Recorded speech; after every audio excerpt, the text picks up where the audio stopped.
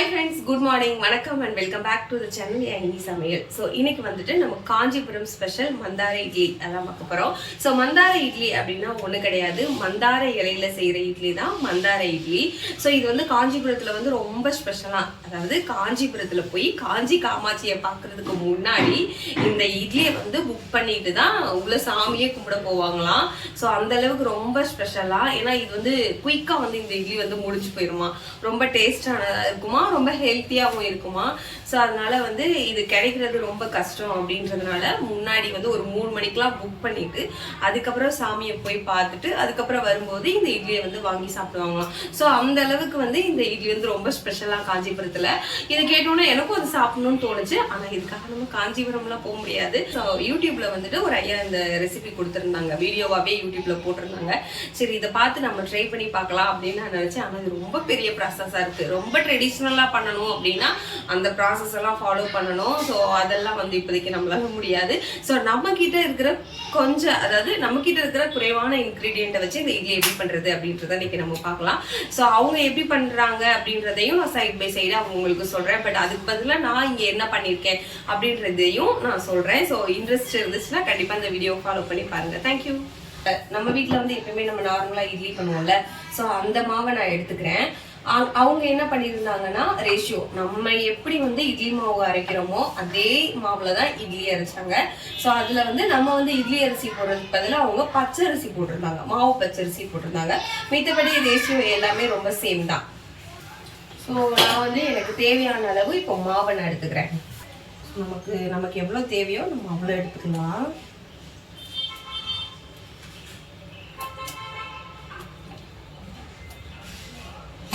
போதும். இது தூக்குறதே ரொம்ப கஷ்டமா இருக்கு. ஸோ இந்த இட்லி மாவில் நான் இப்போ வந்து 1 ஸ்பூன் சுக்கு பவுடர் நான் சேர்த்துருக்கேன்.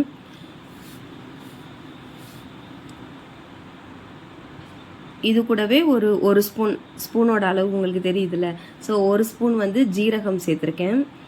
இதில் கொஞ்சமாக வந்து மிளகு, சில பேர் மிளகு பவுடர் போடுவாங்க, என் பசங்க சாப்பிட மாட்டாங்கன்றதுனால நான் போடலை. தேவையான அளவு உப்பு. இதில் வந்து கருவேப்பிலை, கொத்தமல்லி, பச்சை மிளகா, பெருங்காயத்தூள் இதெல்லாமே கூட போடுவாங்க. பட் என் பசங்க சுத்தமாக அதை தொடவே மாட்டாங்க அப்படின்றதுனால நான் அதை சேர்க்கலை. பட் அதெல்லாம் சேர்த்தா கூட ஒரு ஃப்ளேவர் ரொம்ப நல்லாவே இருக்கும். கண்டிப்பாக நீங்கள் யாராவது இதை பார்த்து ட்ரை பண்ணணும்னு தோணுச்சுன்னா அந்த மாதிரி ட்ரை பண்ணி பாருங்கள். அவங்க வந்து எப்பவுமே ட்ரெடிஷ்னலாக பண்ணுறவங்க. அவங்க ஒரு பெரிய இட்லி பாத்திரம் வந்து பித்தளையில் வச்சுருந்தாங்க. ஆனால் என்கிட்ட அலுமினியத்தில் தான் இருக்குது. ஸோ வந்து நான் அலுமினியத்தில் பண்ணுறேன். இந்த இலையை தான் மந்தார இலை, இதில் தான் வந்து நம்ம இட்லி வைக்க போகிறோம். ஸோ இந்த இலையில என்ன பண்ண போகிறேன்னா, இந்த இலையை ஒரு லைட்டாக வாஷ் பண்ணிக்கிறோம். எனக்கு கொஞ்சம் பயமாக தான் இருக்குது. இதுதான் மந்தார இலை. யாராவது பார்க்கலன்னா பார்த்துக்கோங்க. இதுதான் மந்தார இலை. யாராவது பார்க்கலன்னா பார்த்துக்கோங்க.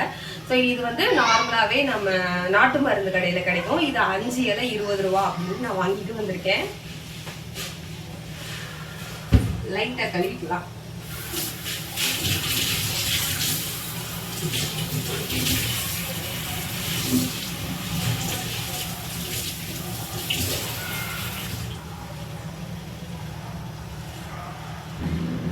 இதுவும் மறந்துட்டேன். இந்த இதுலயே வந்து நல்லெண்ணெய் கூட அவங்க கொஞ்சம் விட்டுக்கிட்டாங்க. ஸோ அதையும் நான் சொல்ல மறந்துட்டேன். இந்த இடத்துல நான் பதிவு.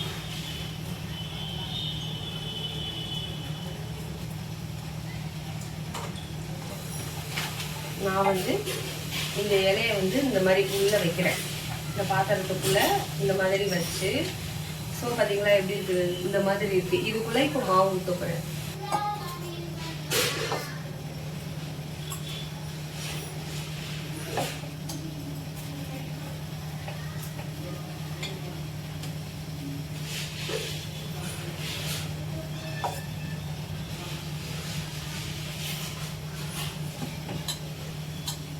ஸோ இந்த மாதிரி மாவு ஊற்றிட்டு இது வந்து நான் இட்லி பாத்திரத்துக்குள்ள வைக்க போகிறேன்.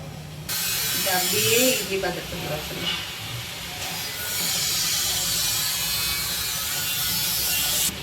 அப்போ ஆடுது ஆகலாம். மூடி வச்சிடலாம். எப்படி இட்லி அப்படியே மூடி வச்சிருக்கு. ஆக்சுவலாக அவங்க என்ன பண்ணாங்க அப்படின்னா, இந்த பனை ஓலை இருக்குல்ல, பனம் குருத்து இருக்குல்ல, பனம் குருத்துல வந்துட்டு ஒரு குழாய் மாதிரி அவங்க ரெடி பண்ணிக்கிட்டாங்க. அந்த குழாய் அதாவது குழல், அதாவது எப்படி சொல்றது, நம்ம படி இருக்கும்ல அந்த ஷேப்ல வந்து ஒரு குழல் ரெடி பண்ணிக்கிட்டாங்க.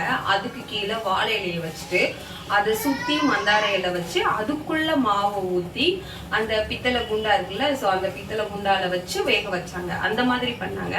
இது ரொம்ப பெரிய ப்ராசஸ். இதுக்கு நம்ம கிட்ட வந்து இதுக்காக வந்துட்டு பித்தளை குண்டால வாங்க முடியாது. ஸோ அதனால நம்ம கிட்ட இருக்கிற இன்க்ரீடியண்ட்டை வச்சு இதை ரெடி பண்ணலாம். டேஸ்ட் எப்படி இருக்கு அப்படின்னு நம்ம பார்க்கலாம் அப்படின்னு இப்போ நான் ரெடி பண்ணிட்டு இருக்கேன். ஸோ வாங்க நம்ம எப்படி இருக்குன்னு நம்ம ஒரு 5 மினிட்ஸ் கழிச்சு நம்ம ஓப்பன் பண்ணி பார்க்கலாம். இதுக்கு சைட் டிஷ் வந்துட்டு இட்லி பொடி வச்சு சாப்பிடலாம், இல்லைன்னா வந்துட்டு தேங்காய் சட்னி வச்சு சாப்பிடலாம். ஆனால் இப்போ வந்து நான் என்ன வச்சு சாப்பிடணும்னு எனக்கு தெரியல. ஸோ என்கிட்ட இட்லி பொடி இருக்கு. ஸோ இட்லி பொடி வச்சு சாப்பிடலாம் அப்படின்னு நான் நினைக்கிறேன். வேணும்னா தேங்காய் சட்னி கூட ரெடி பண்ணலாம். இது ஒன்றும் கிடையாது. இது வந்து நல்லா பாருங்க, இதுல என்னென்ன போடுறாங்கன்னு பாருங்க. ஆக்சுவலா இது பச்சரிசியில பண்ணுவாங்களா, பொங்கலுக்கு நம்ம எப்படி ரெடி பண்ணுவோம் அதே மாதிரி தான் வருது ப்ராசஸ். பொங்கலுக்கு பச்சரிசியில பொங்கல் வைப்போம் என்ன, அதே மாதிரி பச்சரிசி. அந்த பொங்கல் வந்து ஹீட் அப்படின்றதுனால நம்ம என்னென்ன சேர்த்துக்கிறோம், அதுல வந்து இஞ்சி சேர்த்துக்கிறோமோ, மிளகு சேர்த்துக்கிறோமோ, ஜீரகம் சேர்த்துக்கிறோமோ, அதே மாதிரிதான் இதுல வந்து சுக்கு, மிளகு, ஜீரகம் சேர்த்துருக்காங்க. ஏன்னா அது வந்து ஃப்ரெஷ்ஷா இஞ்சி போடுவோம், இதுல ட்ரை இஞ்சி போட்டிருக்காங்க, அவ்வளவுதான்.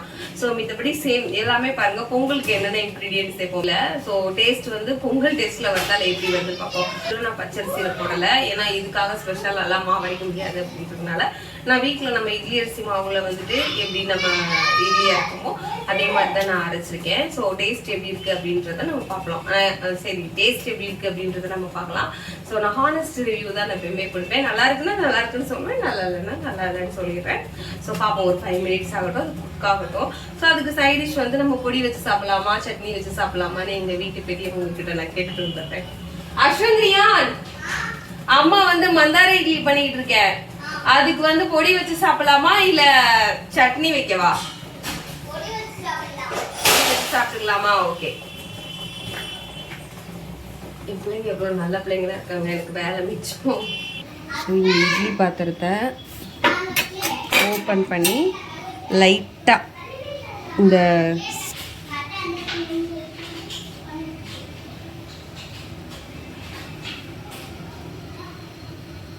இன்னும் வேகணும், இப்படி வைக்கலாம்.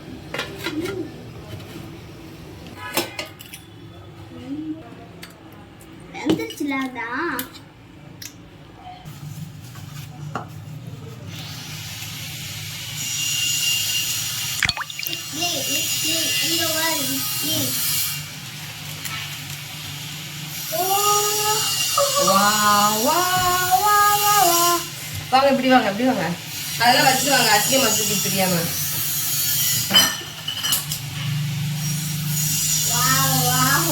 Happy birthday to you. Happy birthday to you. இந்த இட்லிய ஐயோ உள்ள அடியில வேகலையா? வெந்து விட்டது.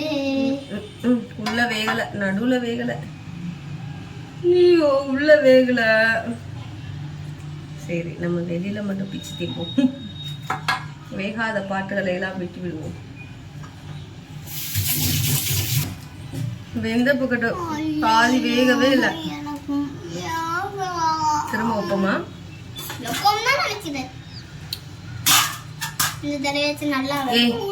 அசிங்கமா, அதை போய் வை.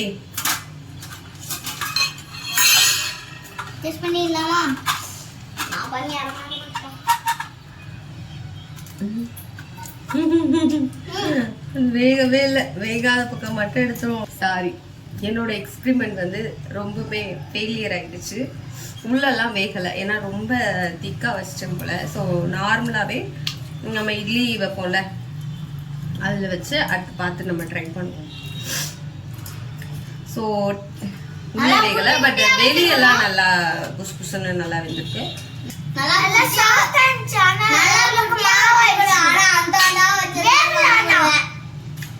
அடுத்து இதை நம்ம எப்படி செஞ்சு பார்க்க போறோம் அப்படின்னா, நார்மலா இட்லி சட்டியில வெள்ளை துணிக்கு போறது பதிலா மந்தார இட்லி இலையை போட்டு அதை ஊற்றி ட்ரை பண்ணி பார்க்கலாம். ஸோ டேஸ்ட் வந்து எனக்கு தெரியல, ஏன்னா அந்த டேஸ்ட் நான் சாப்பிட்டு பார்த்தது இல்லைல்ல, ஸோ அதனால எனக்கு தெரியல. ஸோ இது எப்படி இருக்குன்னா நார்மலாக இட்லி மாதிரி தான் இருக்கு, ஆனால் கொஞ்சம் சுக்கு ஃப்ளேவர் இதில் கிடைக்குது, அவ்வளோதானே தவிர மித்தபடி எனக்கு ஒன்றும் டிஃப்ரெண்ட் தெரியல. பார்க்கலாம், எனக்காவது காஞ்சிபுரம் போனால் அங்கே போய் ட்ரை பண்ணி பார்க்கலாம் அந்த இட்லி எப்படி இருக்குது அப்படின்றத. ஃபர்ஸ்ட் இட்லி ஃபெயிலியர் ஆனதுனால மறுபடியும் வந்துட்டு நம்ம இட்லி நார்மலாக இட்லியை வைப்போம்ல, ஒயிட் கிளாத்தை விரித்து, ஸோ அதே மாதிரி நான் மந்தார இலையை விரித்து அதில் வந்துட்டு மாவை வந்து தோசைக்கு ஊற்றுற மாதிரி ஸ்ப்ரெட் பண்ணிவிட்டு ஒரு 5 மினிட்ஸ் வந்து வேக வச்சேன். ஸோ நல்லாவே வெந்திருந்தது, டேஸ்ட்டுமே நல்லா தான் இருந்தது. என்ன அதோட ஃப்ளேவர், அந்த கொத்தமல்லி அதுக்கப்புறம் பச்சை மிளகா பெருங்காயம்லாம் போட்டிருந்தா இன்னும் நல்லா இருந்திருக்கும். எங்கள் பசங்க சாப்பிட மாட்டாங்க அப்படின்றதுனால நான் அதை ஆட் பண்ணலை. ஸோ யாருக்காவது இந்த மாதிரி வந்து இட்லி செஞ்சு சாப்பிடணும்னு தோணுச்சுன்னா இதோட ஒரிஜினல் வீடியோ வந்து யூடியூப்ல இருக்கு, கண்டிப்பா நீங்க சர்ச் பண்ணீங்கன்னா கிடைக்கும். ஸோ இது நல்லா இருக்கும்னு நிறைய பேர் சொல்லியிருக்காங்க. கண்டிப்பாக காஞ்சிபுரம் போனால் இந்த இட்லியை வந்து கண்டிப்பாக டேஸ்ட் பார்க்காம நான் வரவே மாட்டேன். ஸோ இது எனக்கு ஒரிஜினல் இட்லியை பற்றி தெரியாதுல்ல, என்னோட டூப்ளிகேட் இட்லியை பற்றி தான் தெரியும். ஸோ அதனால் எனக்கு டேஸ்ட் அவ்வளோவா எனக்கு சொல்ல தெரியல. கண்டிப்பாக வந்து நம்ம நெக்ஸ்ட் டைம் கண்டிப்பாக காஞ்சிபுரம் போனால் அந்த ஒரிஜினல் இட்லியை வந்து நம்ம டேஸ்ட் பார்த்துட்டு வருவோம். ஸோ இதோட இந்த வீடியோவை நான் முடிச்சுக்கிறேன். தேங்க்யூ.